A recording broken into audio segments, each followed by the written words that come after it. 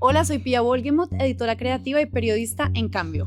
Hola, soy César Caballero, gerente general de Cifras y Conceptos. Y tenemos una alianza. Es la alianza del reto de los 50 billones. Este reto consiste en que escuchamos a candidatos a la presidencia, al Congreso y a expertos, líderes de gremios y demás para que nos cuenten cómo taparían el hueco fiscal que recibirá el próximo gobierno el 7 de agosto. Sea quien sea el próximo presidente y su ministro de Hacienda, presidenta o presidente ministra de Hacienda, va a tener que enfrentar unas decisiones en 5 meses para equilibrar las finanzas públicas en cerca de 50 billones. Por eso hemos propuesto este reto y a todos ustedes muchas gracias y bienvenidos. Bien, Juana Telles del BBVA, bienvenida al reto de los 50 billones, gracias por estar aquí. Muchas gracias, Pia y César, por la invitación, encantada de estar acá. Bien. Pues muchísimas gracias, Juan. En las reglas de juego, como sabes, si hay propuestas que quieres hacer adicionales, está bien, puedes aceptar o decir no estoy de acuerdo. La primera propuesta de este comité de expertos con el que nosotros conversamos y que nos ayudará a construir el documento es: en el gobierno nacional hay cerca de 6.000 cargos de más de 20 millones de pesos. Y la propuesta es disminuir de 100 a 500 cargos y cada tramo de 100 generaría un ahorro de 60.000 millones de pesos al año por el mecanismo de encargo, es decir, que el presidente llegue y encargue viceministerios, directivos, mientras se tramita la ley para liquidar los cargos, para eliminarlos. A ver, yo estaría de acuerdo, pero creo que tendrían que hacerlo con mucho cuidado, porque la calidad de la administración pública no puede dañarse, ¿no? Entonces yo lo haría con mucho cuidado. Hay experiencias muy malas en Perú de esto, entonces tenemos que pensarlo bien. Estaría de acuerdo, pero con mucho cuidado. Sí, la idea es 500 de 6.000. Sí, y escogerlos bien, exacto. Escogerlos bien. Bien, la siguiente medida tiene que ver con disminuir el aporte a las cajas de compensación entre 1 y 3 puntos. Cada punto representa 400.000 millones de pesos. ¿Estaría de acuerdo? Sí, yo estaría de acuerdo y ahí hay dos cosas. El tema fiscal, que siempre que es lo que estamos viendo hoy, pero el tema de formalidad, que creo que es clave en esto. Entonces sí, estaría de acuerdo. Bien. La tercera tiene que ver con las juntas directivas que están financiadas o apoyadas con recursos públicos. Hoy se está proponiendo que haya un límite de hasta 20 millones de pesos mensuales con la Junta y los comités, porque ese es un mecanismo que se utiliza. Es que en la Junta no me pagan tanto, pero en los comités sí. Y si usted está en más de varias juntas, tiene que tener un máximo de hasta 50 millones de pesos. Y eso generaría otros 100.000 millones de pesos de ahorro. Ese me parece clave, porque es un trabajo público que es muy importante, pero efectivamente no se puede pagar todas las juntas. Hay mucha discusión en la OECD, además, quiénes deben estar en la junta de los gobiernos, y eso tiene que hacerlo uno, y que no haya muchas juntas. Entonces, súper de acuerdo, creo que eso mejora mucho la remuneración y la comparación de la remuneración entre los trabajadores del sector público. ¿Qué opinaría de limitar los gastos de viaje y de representación y también los gastos generales en 100.000 millones de pesos? Me parece clave, esto lo han intentado muchos gobiernos y creo que ha funcionado muy bien, no recoge demasiado dinero, pero creo que es un mensaje muy importante. Cuando llegue el nuevo gobierno tiene que mandar mensajes súper importantes de, mire, yo voy a hacer un ajuste, a mí me interesa el ajuste, me interesa la regla, y esto es un mensaje. Probablemente, como decimos, son 100.000 millones, pero es muy importante. Es muy importante.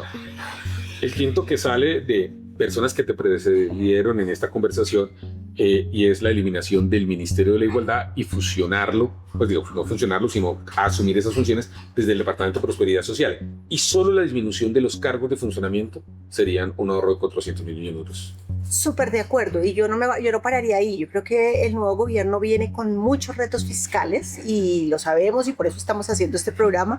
Entonces yo creo que hay que hacer una reestructuración completa. Tenemos muchos ministerios, creo que hay que disminuirlos y mirar cuáles otros se puede hacer. El de prosperidad con el de igualdad me parece clave, pero hay cosas que pueden ser adicionales. Pensar qué vamos a hacer con otros de los ministerios, cómo los cortamos, cómo los unimos, porque hay mucha duplicidad de funciones y eso también enreda mucho el aparato estatal.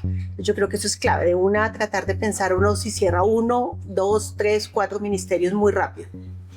Bien, en las conversaciones que tuvimos también al comienzo del reto de los 50 billones hubo una propuesta que se repitió algunas veces y tiene que ver con reducir en 5% el presupuesto de algunas entidades tales como la Contraloría, la Procuraduría, la Fiscalía y la Defensoría del Pueblo. ¿Estaría de acuerdo?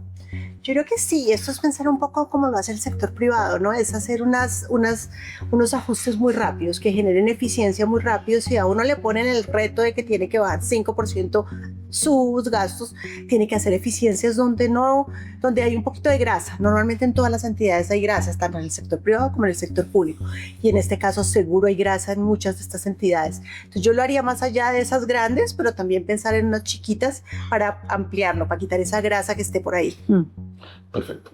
Y la séptima propuesta que está aquí en funcionamiento es: hay unos fondos en ministerios, particularmente hemos identificado 6. La Contraloría dice que hay cerca de 17 billones de pesos en esos fondos que tienen anualidad que no han sido ejecutados. Y aquí lo que se propone es una disminución de al menos de 3 billones de pesos en esos recursos. Sí, yo creo que esto lo hemos visto mucho en varios fondos, es que se van acumulando recursos y no los usan. Entonces están por todos lados perdidos. Yo creo que lo que haría un ministro de Hacienda o ministra de Hacienda cuando llegue ahora con el nuevo gobierno, lo que tiene que hacer es revisar todos esos fondos en conjunto y ver dónde se usan y cómo los voy a usar. Y ir cerrando los que no toque usar y de una vez, digamos. Listo. Pues, aparte de estas 7 que suman ya 5.7 billones de pesos. Pasemos a transferencias ahora y la primera idea tiene que ver con el cierre, digamos, acabar el subsidio al diésel. En este momento está en 10 billones de pesos al año. Si se hiciera empezando, digamos, el 7 de agosto de 2026, podría generar un aumento progresivo del ahorro, empezando en 2,5 billones de pesos. Sí, yo creo que hay un tema aquí que es súper importante y es que nosotros no deberíamos estar subsidiando el diésel. Digamos, los subsidios, esos subsidios que son así de extensos, llegan a mucha gente que no los necesita. Entonces hay gente que los necesita, pero muchos no lo necesitan. Entonces yo diría, hay que hacer eso rápidamente. Lo que tú dices, intentar hacerlo en 4 años porque el ambiente social no está permitiendo tomar esa decisión. Al gobierno Petro le costó mucho tomarla. Tomó la de la gasolina y no pudo tomar la del diésel, y yo creo que efectivamente va a ser a pasos, pero hay que hacerlo muy rápido y no caer, y esto es una cosa nueva, y es no caer en empezar a bajar el precio de la gasolina sin tener en cuenta efectivamente qué va a pasar con el precio del petróleo a nivel internacional, porque si nos damos el lapo ahora de bajar mucho el precio de la gasolina, después vamos a terminar otra vez haciendo un subsidio de la gasolina que, como sabemos, es el más inequitativo porque no le llega a las personas que lo necesitan. La siguiente es ponerle límites al plan de beneficios de salud, particularmente en tratamientos de alto costo que no han sido validados, digamos, nacional e internacionalmente como efectivos. Y eso podría generar un ahorro de 2 billones de pesos. Sí, yo creo que ahí tenemos que hacer una revisión muy fuerte a cómo estamos financiando el sistema de salud. Nuestro sistema de salud era espectacular a mi manera de ver y se ha deteriorado mucho en los últimos años. Y una parte es porque hay demasiados gastos excesivos en algunas cosas. Entonces, efectivamente, como dice César, y estoy súper de acuerdo con los expertos, hay que revisar qué se paga con el sistema, porque recuerden que el problema de la informalidad colombiana es que el sistema lo está pagando muy poca gente formal. Entonces, tenemos unos déficits ahí importantes que hay que solucionar. Bien, es decir, sí, 2 billones de pesos adicionales. Bueno, la siguiente tiene que ver con que las motos paguen el 20% de los peajes de lo que pagan los vehículos normales, para que se disminuyan las transferencias por garantías de tráfico mínimo que debe pagar el Estado. Bien, yo creo que eso es súper importante. ¿Y qué es lo que pasa? Tenemos esas carreteras que tenemos efectivamente que pagar un tema de tráfico y nos está tocando subsidiar muchas cosas. Y el problema de las motos se está volviendo un problema más allá, digamos, de excesos de tráfico y cosas que podemos solucionar con los peajes, pero yo creo que las motos hay que mirarlas con mucho más cuidado. Peajes, cómo pagan el SOAT, todo este tipo de cosas creo que es una cosa que tenemos que afrontar como sociedad muy rápido. El tema de el tipo de llantas que se pueden tener, el sistema de frenos, las pinturas en las calles para evitar accidentalidad. Yo creo que en el tema de motos tenemos mucho que hacer. Una de las cosas es que empiecen a caer. De acuerdo, de acuerdo. La siguiente es que hay, en el marco de la discusión de la ley de competencias, que se cree que va a tramitarse en el nuevo Congreso, que las deudas con banca multilateral del gobierno nacional para salud, agua potable, saneamiento y educación, que son competencias territoriales, al menos un billón de pesos, sigan honrando la deuda que se adquirió para cumplir esas competencias. Yo creo que sí, pero esto lo metería en esto. Estamos efectivamente en la ley de competencias, mirar qué vamos a entregar, qué vamos a pagar. Y esta es una solución que es rápida, efectivamente, y nos ayuda con todos los temas del Gobierno Nacional Central, pero nos deja un poquito chuecos, digamos, en términos regionales. Entonces yo lo haría, pero tenemos que mirar muy bien esa ley que vamos a aprobar, cómo la vamos a aprobar. Pero efectivamente yo creo que es una solución para las cuentas del Gobierno Nacional Central. Bien, esta es una, siempre digo que me parece muy controversial, y es la de dejar la presión de hombres y mujeres en 65 años, digamos, igualarla, que pues no generaría un ahorro en el corto plazo, pero pues en el largo plazo sí lo generaría. Sí, yo creo que César sabe, y nosotros hemos trabajado mucho en temas de pensiones, y yo he trabajado mucho.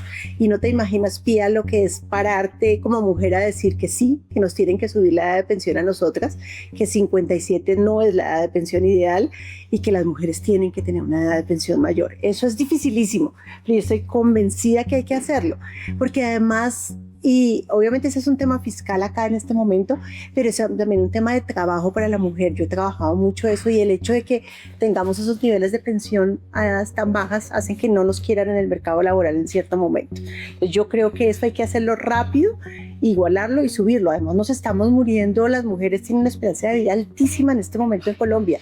Salir a los 57 te quedan fácilmente 40 años. Entonces sí, yo soy una convencida de eso, pero como tú dices, pararte a decir esto en un escenario es dificilísimo, porque además a las mujeres les cuesta mucho entenderlo, que les hace daño a ellas mismas. Pero claro, porque también está la otra visión, y es la del trabajo no remunerado que hacen las mujeres. Trabajo en casa, cuidado de los hijos, cuidado de los adultos mayores, limpieza, además, es un trabajo no remunerado que igual hacen a la par de un trabajo normal. Entonces muchas dicen, yo sí he trabajado más de lo que se ve reflejado. Claro, y yo lo que soy súper consciente es que hagamos y démosles unas semanas por los hijos, y démosles unas semanas de la sentencia de las Cortes. Y si llega el momento, que sería ideal, démosles algo para cuidar a sus padres, que también eso, las mujeres gastan mucho tiempo en el cuidado de sus padres, pero no les cambiemos su vida laboral y se las disminuyamos por eso, creo yo. La siguiente también tiene que ver con el tema de Colpensiones, y es bajar a 1.5, no a 1, sino a 1, de 2.3 a 1.5 el aporte obligatorio a Colpensiones, con lo cual la viabilidad, digamos, de la deuda colombiana en el largo plazo también mejoraría, y eso ahorraría otro billón de pesos. De acuerdo, yo creo, estoy súper de acuerdo. Hay muchísimos estudios que muestran que ese era el umbral ideal, 1.5, para hacerlo, y sobre todo porque nos estamos envejeciendo mucho, y crear este sistema pensional basado en una pirámide, digamos, porque efectivamente los más jóvenes nos financian a los mayores. Esto de 1.5 sería lo más bajito ideal, digamos. Más allá, yo creo que vamos a generar muchos problemas a futuro, que es, como tú dices, lo que afecta a la deuda y lo que afecta a la posibilidad de pago de la deuda. Bien, es decir, $1 billón adicional. $1 billón adicional. Bien. La siguiente tiene que ver con destinar el 10% de regalías a reconstruir el fondo de Colpensiones. Digamos, de este fondo se podría utilizar una parte de rendimientos para financiar la caja con la que se pagan actualmente las pensiones. Sí, ese a mí sinceramente no me suena. Ya creo que lo habíamos pensado algún día, y lo estuve pensando mucho, y no me suena. Me parece que no deberíamos combinar esas dos cosas. Yo me iría a las regalías. Efectivamente hay que hacer cosas, hay que gastarlas bien, pero no las veo financiando a Colpensiones. Yo creo que deberíamos separar esas dos cosas. O sea, estaríamos en 16 billones de pesos. Bueno, 14.2. Hasta ahí iríamos con 14.2 billones. Y ahora pasamos a ingresos. Bien, vamos a hablar ahora de los juegos de azar en línea. ¿Qué opinaría de ponerles IVA? Y súper de acuerdo, yo creo que tenemos que hacerlo, y además hemos visto un crecimiento muy fuerte. Yo creo que eso además hace que se vuelva más transparente lo que está pasando por ahí. Yo creo que sí, hay que hacerlo, y es un impuesto, no sé cómo decir, como esto que hablamos de los saludables, no saludables. Yo creo que este es un impuesto que es interesante, que es bueno, y que aporta, digamos, efectivamente a las finanzas del Gobierno Nacional Central. El otro tema tiene que ver con las pensiones de nuevo, y es que hoy tienen 3 beneficios tributarios en el impuesto de renta. Cuando usted ahorra, no paga impuesto de renta por lo que ahorra. Cuando tiene los beneficios, rendimientos financieros, no pagan impuesto de renta, y cuando lo recibe, tampoco paga el impuesto de renta. Entonces lo que se propone es una propuesta ya antigua, y es que para las pensiones de más de 10 millones de pesos sea considerado el ingreso de la pensión como constitutivo de renta, y eso podría recaudar 3 billones de pesos adicionales. Sí, yo estoy súper de acuerdo, eso lo hemos mirado nosotros mucho y efectivamente para pensiones altas, y 10 billones en una pensión la reciben muy poquitos colombianos y ahí empezaríamos a ponerles un impuesto que efectivamente nos ayude a contribuir en otras cosas, digamos. Creo que es muy Las cuentas que importante. viste que son 8.000 personas. Ah, ok, sí, exacto, son muy poquitas Son 8.000 personas. personas. Sí. Bien, ¿qué piensa de un impuesto a las iglesias para las obras, digamos, no para las obras sociales, no para lo relacionado con el culto, sino para la actividad comercial? Súper de acuerdo, yo creo que eso tiene que hacerse y en todos los credos, ¿no? Digamos, esto es una Todos cosa los universal, todos los credos, y efectivamente lo que tú dices, no para la labor normal de la iglesia, sino cuando hay labores comerciales anexas. No sé, los bienes que tienen, las iglesias están creciendo en sus bienes, estar seguros de que haya una tributación, por ejemplo, si hay un arriendo por esos bienes. Sí, y que el apartamento del pastor de su uso personal pues no aparezca como parte del culto. Exacto. El impuesto de IVA, bajarlo al 16 con una sola tarifa y sin bienes exentos. Y eso generaría otros 5 billones de pesos. Sí, ese lo estuve viendo y efectivamente lo revisé el fin de semana y ese me preocupa bajar la tarifa. Ya estamos acostumbrados a pagar el 19. Yo creo que no es el momento de darnos el lapo de bajar la tarifa porque ya tenemos el 19, lo tenemos en el imaginario, sabemos que lo pagamos. Yo sí creo que hay que volverlo universal y volver a esa idea de hace 8 años, y es que le devolvamos a las más pobres la parte del IVA que ellos pagaron y que no deberían estar pagando, los de la canasta familiar. Y es la discusión que hemos tenido, fue la propuesta de Carrasquilla en su momento, la hemos hecho muchos economistas, pero no, y ya tenemos el mecanismo para devolver eso lo podemos devolver relativamente fácil. Entonces yo sí haría una tarifa universal al 19, sobre todo con devolución muy rápida. ¿Tienes cálculos de eso cuánto generaría? Sí, eso, pero no recuerdo exactamente ahorita. Generaría más de los 5 billones. Sí, generaría más de los 5 billones. Incluso con la devolución. Incluso con la devolución, porque además le devuelves es lo de la canasta básica. Y eso es buenísimo, porque es que no tiene por qué, a mí no me tiene que subsidiar la carne que estoy comiendo en términos del IVA ni la papa, pero a las personas de menos recursos sí debemos hacerlo. Entonces yo creería muy rápido que sí, por ahora no baja la tarifa. Y claro, y si la fugia fiscal se nos acaba y en 8 años estamos felices y ya tenemos las cuentas fiscales bien, ahí bajo la tarifa. Pero, ¿cuánto sería el cálculo de hacer? No lo tiene. No, yo creo que nos daba como 6 billones, pero 6 billones. Bueno, sí. entonces pondríamos 6 billones así. Bueno, ¿qué piensa de poner un impuesto a la renta del 1% a partir de 2 salarios mínimos y pues el pago aumentaría a medida que aumenten los ingresos de la persona? Mira, Pia, yo creo que hay 2 cosas que tenemos que hacer en eso. Uno, tenemos que poner a todos los colombianos a declarar, que por lo menos presenten la declaración de renta y sepamos que se están ganando. Eso es importante porque además les da un sentido de pertenencia con su país. Y ahora que tenemos las elecciones, saben que están votando por ese gobierno que además, digamos que ya le están mostrando sus cuentas. Entonces yo empezaría por eso, una declaración universal de los colombianos, y después tomaría la decisión efectivamente desde dónde pagan algún impuesto. Me parece buena idea empezar con una tasa muy bajita para que no tengamos que se nos salga la gente a la informalidad total, ¿no? Entonces necesitamos que la gente se nos quede en la formalidad, vea los beneficios de pagar impuestos y sepa que además es el jefe del presidente, es el jefe del ministro, porque está pagando sus impuestos. Además porque muchos ya les hacen algunas retenciones que pueden pagar el impuesto y la retención ya la pueden deducir ahí. Entonces yo diría que sí, con la declaración universal de una vez unida también, porque además eso te abre los ojos de cómo es que están produciendo los colombianos. Y en renta se está proponiendo bajar la tarifa máxima, que está en 36 y en algunos sectores 39 al 30, pero cerrando extensiones. Y eso generaría otros 2 billones de pesos. Yo creo que efectivamente, y lo están proponiendo varios candidatos presidenciales, es nuestra tarifa de empresas es la más alta de la región, de la OECD. La nominal, exacto. Entonces es una tarifa muy alta en términos nominales. Cuando te vas y le quitas las deducciones ya no es tan alta, ¿no? Entonces es como que hay muchas exenciones. Entonces sí, bajar las exenciones, cuando uno revisa, claro, ahí el sistema tributario es tan difícil que hasta no te das cuenta cuáles son las exenciones que hay. Entonces, sí, bajar las exenciones. Entonces, rápidamente, hay muchos estudios que muestran que hay muchas exenciones que lo que hacen es que te bajan mucho los impuestos y ya. Entonces, si quitar las exenciones, tratar de bajar la tarifa de renta, a mí me parece muy difícil y yo sé que lo están diciendo varios candidatos, llegar el 7 de agosto y bajar la tarifa de renta porque tenemos este hueco fiscal. Vamos a estar parados en un hueco fiscal del 7% del PIB, del 6,5%, y decir, no, yo le voy a bajar los impuestos ahorita, no sé si va a ser tan fácil. Pero yo lo que decía al principio, yo diría, mando un mensaje de control fiscal y anuncio unas bajadas de tasa corporativa o tasa de empresas graduales, muy graduales. Eso lo haría yo, pero efectivamente sí, hay que hacerlo rápido y lo de las exenciones es muy importante. Bien, la siguiente tiene que ver con el impuesto a los vapeadores para recaudar 100.000 millones de pesos de inmediato. Sí, ahí me das en el corazón de mamá de adolescente. Además, yo creo que efectivamente es el colmo que no paguen impuestos. Y tus hijos ya están... No, todavía no vapea por fortuna el mío. pero tiene que pagar el impuesto. Es igual de... Digamos, es un impuesto a una cosa que es dañina para la salud, que nos tiene que hacer participar a todos en estos pagos, que es importantísimo en términos de salud, y no puede tener diferencias con los cigarrillos normales, porque hace daño, nos lleva gente al sistema de salud, tiene las mismas connotaciones. Entonces sí, súper de acuerdo. El siguiente tiene que ver con el régimen simple, que hoy tiene una tarifa hasta 4.000 millones y es bajarla a 2.000 millones, con lo cual solamente lo podrían utilizar realmente más pequeños y eso generaría un ahorro de otro billón de pesos.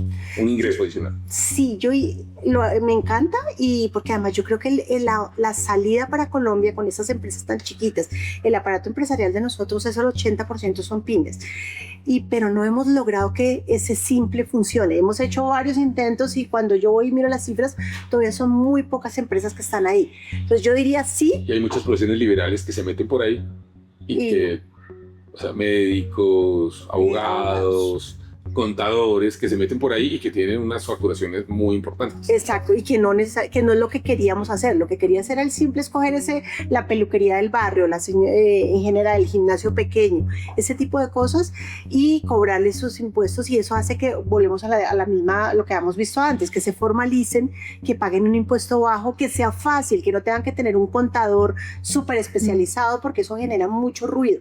Entonces yo creo que sí, pero hay algo que nos está faltando. Lo han intentado varios gobiernos y es porque a la gente no le gusta, y es porque no le gusta ser formal, porque la formalidad tiene un costo. Entonces, ¿qué va a hacer el nuevo gobierno? Yo creo que toca hacer una campaña gigante, efectivamente desde los 2.000 millones, pero rápidamente una campaña de métase al simple, es bueno, yo no le voy a cobrar de una, pero muéstreme todo, ¿sí? Entonces sí, un billón de pesos. Sí. Vamos a la número 23, que tiene que ver con reactivar la exploración y explotación del sector minero. Más o menos 1 billón de pesos empezando, y sabemos que pues habría mucho más después. Sí, yo creo que eso es lo que nos toca. Nosotros hemos perdido, y cuando uno ve las cifras macro, hoy sale el PIB precisamente, entonces las cifras macro lo que ves es que esos sectores estratégicos están muy desacelerados, están con muchas cosas. Claro, hay unos que están intentando sacar los pozos que hay, pero sí tenemos que hacer algo, un mensaje contundente para esos sectores estratégicos para que puedan seguir tomando decisiones de inversión. Eso te significa, como tú dices, aumento en la tributación, aumento en los dividendos cuando es el caso del gobierno. En general, yo creo que sí, ese sector hay que impulsarlo muy rápido para que genere frutos en términos de tributación, y yo no me quedaría en ese sector. Yo creo que toca revisar el sector eléctrico y también promover la inversión, el sector de la industria en general. Toda esa actividad que yo logré hacer y invertir rápidamente me puede generar muchos más impuestos. Sí. Inicialmente, el primer año, el arranque y en este sector. Sí. Y la 24 tiene que ver con el tema del catastro, que tú sabes que se hacen obras que benefician a predios, pero los municipios no han venido haciendo juiciosamente, por muchas razones, la actualización del catastro. Entonces la propuesta es que en vías nacionales o departamentales por concesión, el gobierno nacional pueda decretar, el gobierno nacional o departamental, la actualización del catastro hecho por el IGAC, y que la mitad de esos recursos vayan a cofinanciar las garantías de tráfico mínimo y la otra mitad se le llegue a los municipios. Si el municipio decide actualizarlo, ya toda la plata sale para ellos. y eso generaría 300.000 millones de pesos. Sí, ese también me parece, yo estaría súper de acuerdo.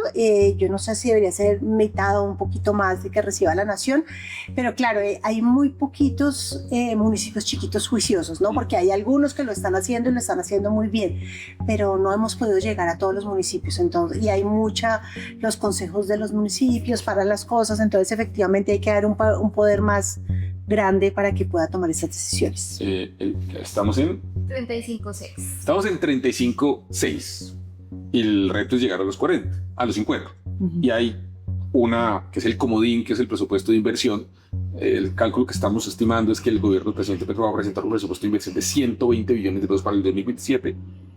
¿Tú cuánto harías de recorte en inversión para completar los 50? Ya tienes 36. 35.6, faltarían. A ver, yo creo que hay que hacer un recorte porque en parte en el presupuesto de inversión se nos está yendo muchos subsidios.